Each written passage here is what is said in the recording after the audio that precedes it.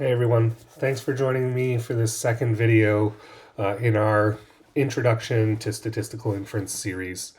If you watched the last video, we went through the idea that samples yield sample statistics, and those sample statistics give us an estimate for the population parameters that we're either looking for or attempting to test a claim about. What we also noticed though is that each sample we go out and take results in a different sample statistic, so a different estimate for that population parameter. That's sampling variation and sampling error. And so we'll go through a couple of pictures to kind of get ourselves back into the mindset that we were in last time.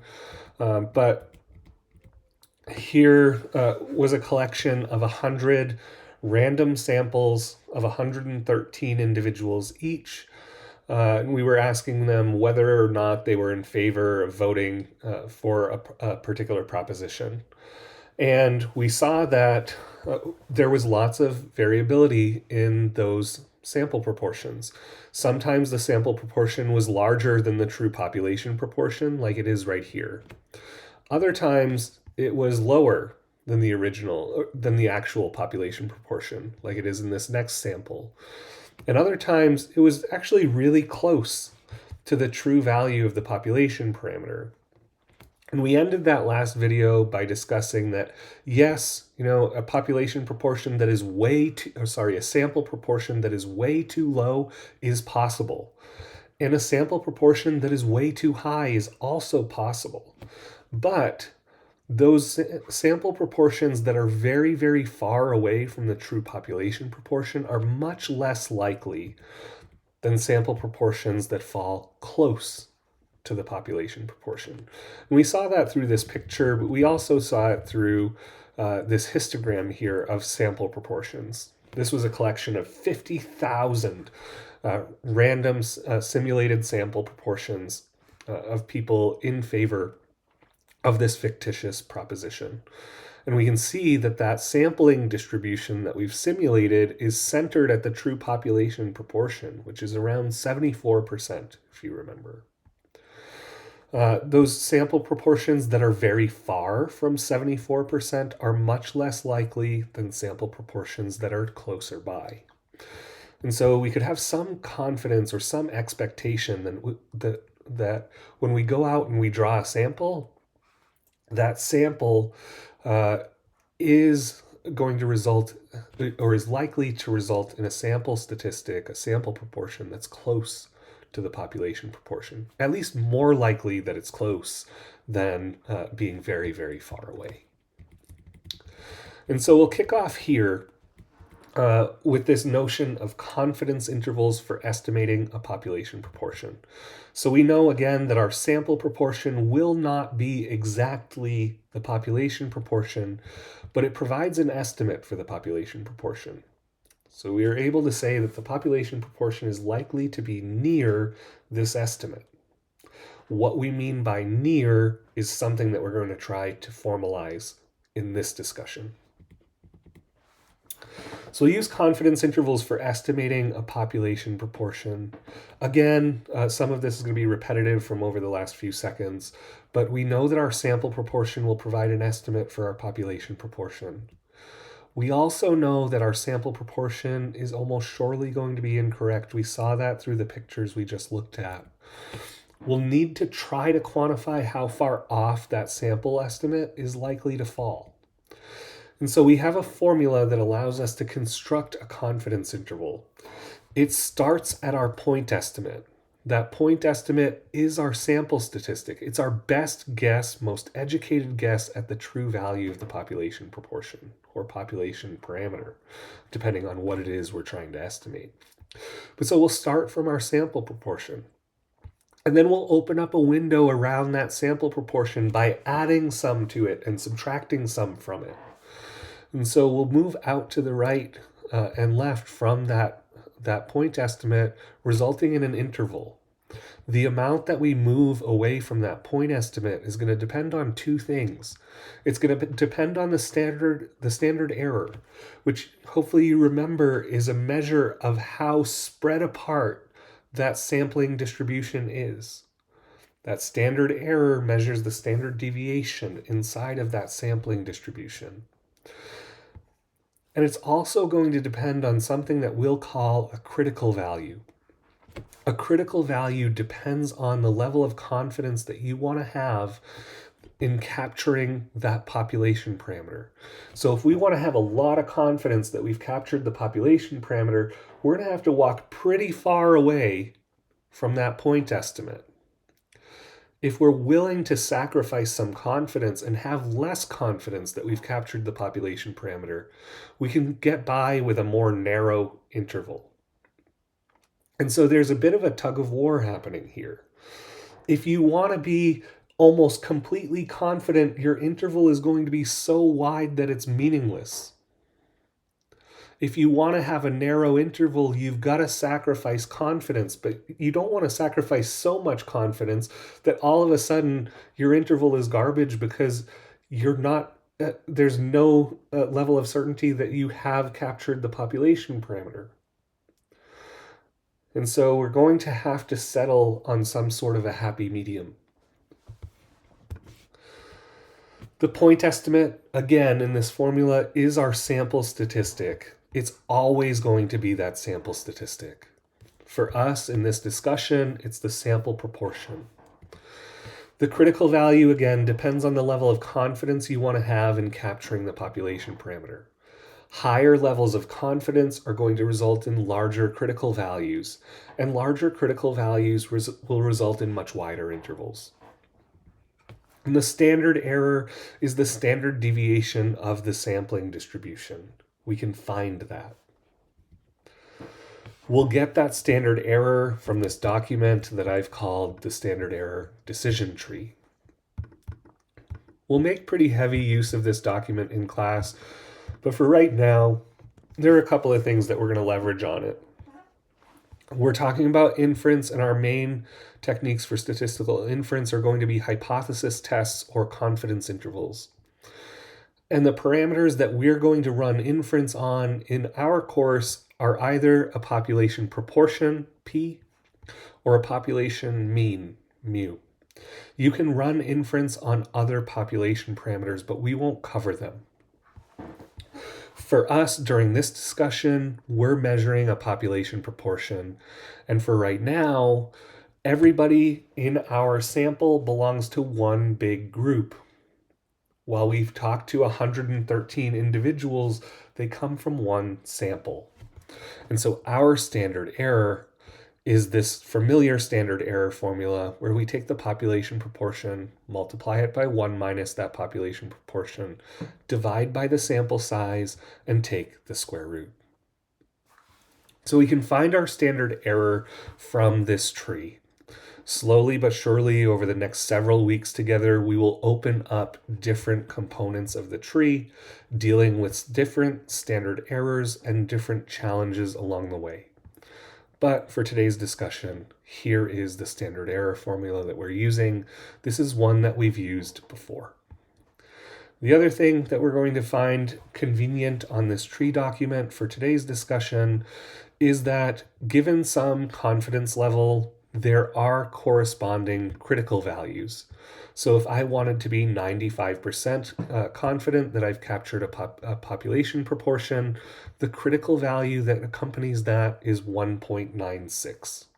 Similarly, if I only wanted to be 90% confident, I can get away with a smaller critical value of 1.65.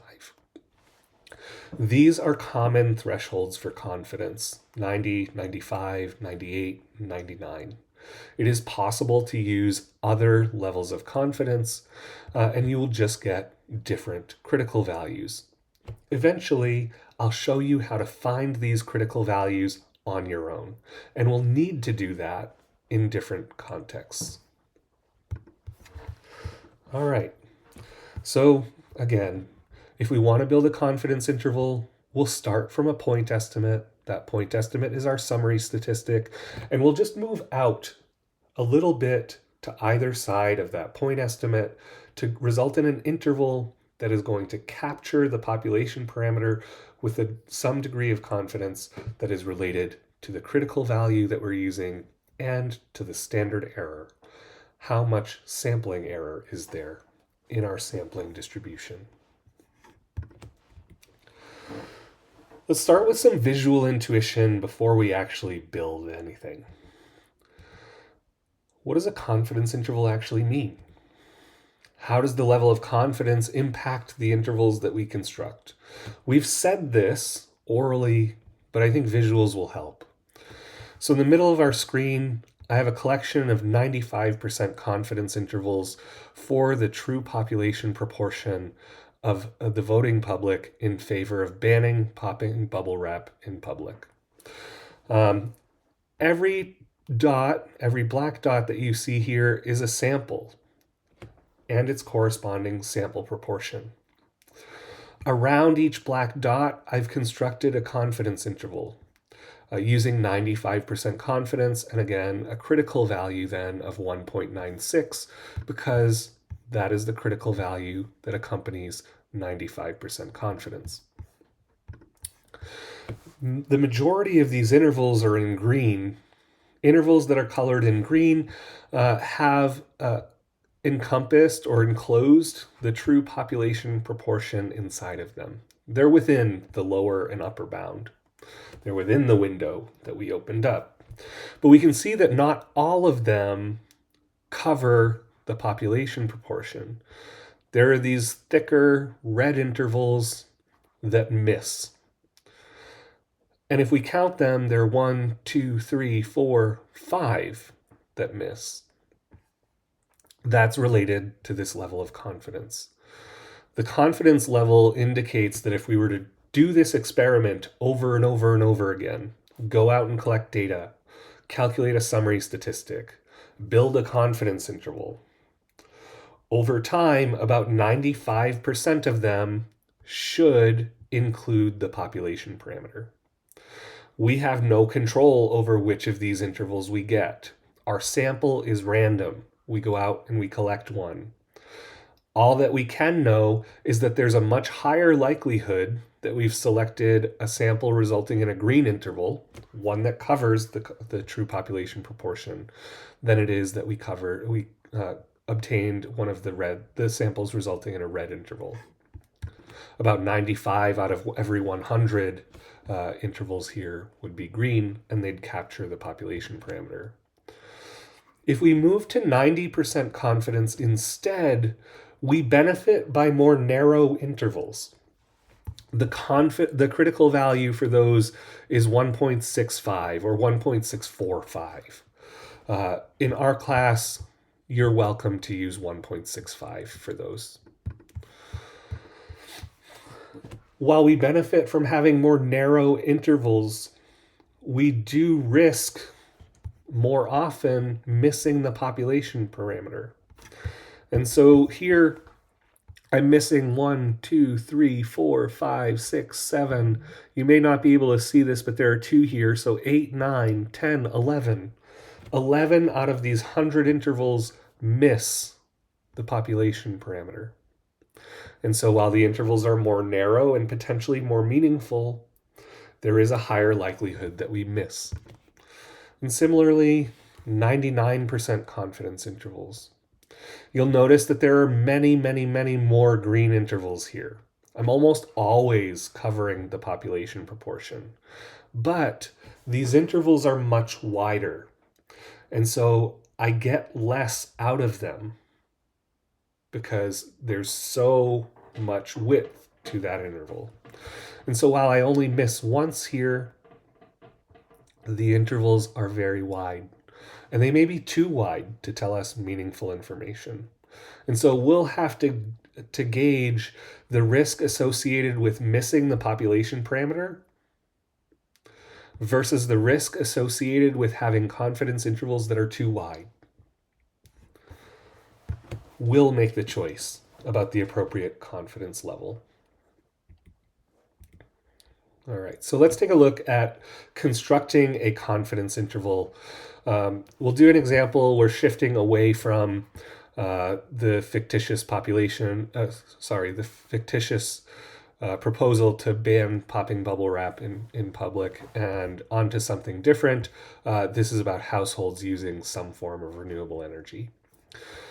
So the scenario that we're up against finds that 380 out of 1,000 randomly selected households use some form of renewable energy. This is solar panels, it's wind turbines, other renewables. We want to construct a 95% confidence interval for the proportion of households using renewable energy. Before we get started, I want to show you one thing. This is something that I've given to you, and I'll link below the YouTube video here. This is a link to a general strategy for constructing confidence intervals and also for interpreting them. This is a document that you'll probably lean very heavily on as you first get started. But slowly but surely, as you do more and more problems involving confidence intervals, you'll wean yourself off of needing this. But lean on it as much as you need. Okay, so back to our study of 1,000 households where 380 of them are using some form of renewable energy. We want to know not the proportion of these 1,000 households. We want to know the proportion of all households using renewable energy. And so this goes beyond the sample data and now is testing a claim about a population. Here's again the link to that general strategy document, and I'll post it in the description of the video. We start by reading the problem carefully. We've done that. We did it twice. The goal here is to estimate the population proportion of households using some form of renewable energy. We want to estimate a population parameter here. A confidence interval is the tool to do that. The formula for the confidence interval never changes. It's the point estimate plus or minus the critical value times the standard error. The intuition is that the point estimate gives us our best guess, but we know that the point estimate's wrong. And so we open up an interval by moving to the left and to the right of that point estimate, encapsulating a range of values where we think there's a high degree of confidence that the population parameter lives.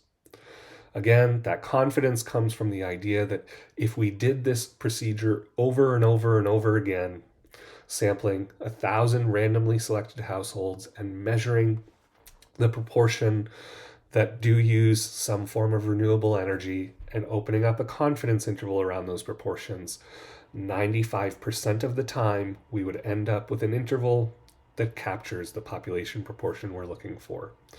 So there is a high likelihood that we have one of those samples now. It is possible, though, that we have one of the samples that misses the population proportion. We need to be aware of that. So the point estimate, that starting point, our best guess for the true population proportion, is the sample statistic. It's the sample proportion. It's 380 households using renewables out of 1,000. So that sample proportion is 38%. The standard error we get by using our standard error formula from the standard error decision tree. We're working with proportions. All of the households belong to one big group. There's just one sample here. Here is our standard error formula. We don't know the true population proportion, so we'll use the next best thing, our best guess at it, 38%. So take 38%, multiply it by 1 minus that, divide by 1,000 because 1,000 is the number of households in our sample, and we take the square root. This gives us a standard error of about 0.0153 or 1.5% or so. The critical value is 1.96. Again, we know that because we're trying to build an interval with 95% confidence. We can go to the tree. At the top of the tree, we see 95% confidence goes along with a critical value of 1.96. Using all three of these pieces of information and putting them together, we end up with our confidence bounds. We've got to be careful with order of operations. Multiplication comes before addition or subtraction. So 1.96 times 0.0153 is what's resulting in about 0.03 here in both of these. All I've done is I've split up the top equation using the addition symbol, the bottom one using the subtraction symbol. We execute those and we get bounds spanning from about 35% to about 41%. We have the bounds now. The last thing to do is to interpret them. And so we are 95% confident, because that's the level of confidence we set out to have, that the true proportion of households using some form of renewable energy, that's the thing that we were trying to measure, is between 35% and 41%. Those are our lower bound and our upper bound. All right, there it is, a confidence interval from start to finish, including an interpretation of the bounds resulting from the process. As you're working through this, please pause, rewind, rewatch, but then also head over to the end of this notebook. I'm going to skip through all the stuff here. We'll save this for the next video. But head on over to the end of this slide deck, and you can see there are some problems here that ask you to construct confidence intervals. Try those and see what you can get. All right, thanks for watching. I'll see you in the next video. Thanks, everybody.